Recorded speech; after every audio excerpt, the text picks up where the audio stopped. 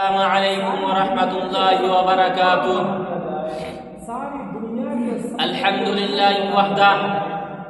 والصلاة والسلام على من لا نبی بعدہ، اما بعد فاعوذ باللہ من الشیطان الرجیم، بسم اللہ الرحمن الرحیم۔ وذکر فإن الذکرى تنفع المؤمنین، وقال النبی صلی اللہ علیہ وسلم خیرکم من تعلم القرآن وعلمہ، او کما قال علیہ الصلاة والسلام۔ ہمیں دنیا سے کیا مطلب مدرسہ ہے وطن اپنا، ہمیں دنیا سے کیا مطلب مدرسہ ہے وطن اپنا، مریں گے ہم کتابوں پر ورق ہوگا کفن اپنا۔ محترم صدر جلسہ، معزز سامعین اکرام اور ملت کے پرعزم نوجوانوں، میں آج آپ حضرات کے سامنے دینی مدارس کے اہمیت و افادیت پر لب کشائی کی اجازت چاہتا ہوں۔ حضرات، دینی مدارس جو اس وقت آپ کے سامنے ہے، دراصل یہ سب اسلام کے مضبوط قلعے ہیں، جن کے اصل بانی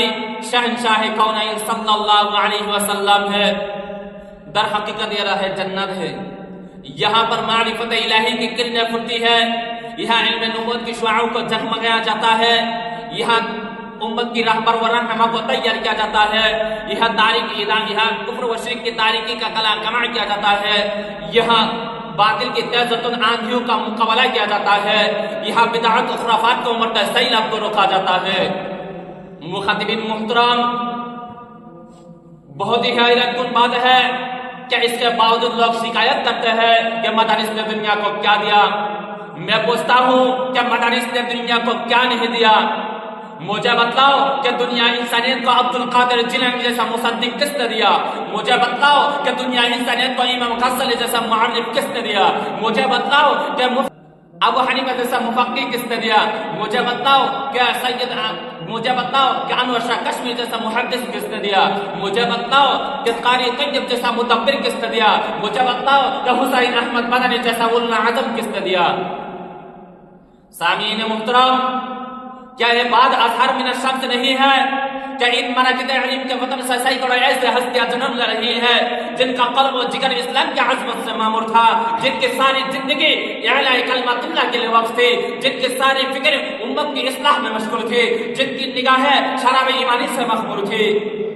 حاضرین محترم،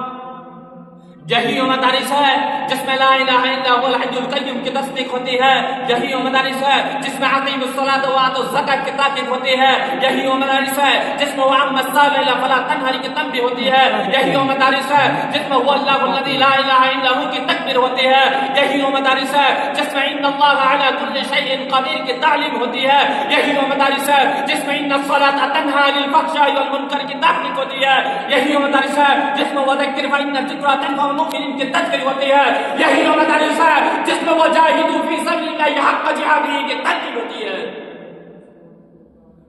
مخاطبین محترم، آج مغربی تہذیب کے گھنگور کٹھائی دنیا پر چھا رہی ہے۔ آج کس طرح یہ دشمن اسلام کی نگاہیں ہمارے مدارس و مساجد کی جانب اٹھی ہوئی ہے، آج اسلامی شاعر و خصوصیات کو مٹایا جا رہا ہے، آج کس طرح علم دین کو دوری ہونے کی وجہ سے قادینیت اور عیسائیت کے مکر و فریب میں آ کر نادان مسلم مرتد ہو رہے ہیں، آج کس طرح علم دین، آج کس طرح ٹیلی ویژن، جہاز اور بے پردگی جیسے ملعون فکروں سے معاشرے کو برباد کیا جا رہا ہے۔ اس لیے مدارس کو مضبوط و مستحکم کرنے کی ضرورت ہے، کیونکہ مدارس کا ذریعہ چہردانِ عالم میں اعلاء کلمت اللہ اور اطاعت رسول اللہ صلی اللہ علیہ وسلم کا پرچم لہرایا جا سکتا ہے، مدارس کا ذریعہ باطل کو توڑا جا سکتا ہے، مدارس کا ذریعہ بھڑکتی انسانیت کو انسانیت کا درس دیا جا سکتا ہے، مدارس کا ذریعہ خیر و بھلائی کے دیوار کو کھڑا کیا جا سکتا ہے، مدارس کے ذریعہ ساری دنیا میں پیغام اسلام دیا جا سکتا ہے، مدارس کا ذریعہ فکر انسانیت کو صحیح راہ پر گامزن کیا جا سکتا ہے۔ میں اپنی گفتگو کو ختم کرنے سے پہلے دعا کرتا ہوں کہ خداوند قدوس ہم تمام مسلمانوں کو مدارس کے اہمیت سمجھنے کی توفیق عنایت کرے۔ اس شعر کے ساتھ میں اپنی تقریر کو ختم کرتا ہوں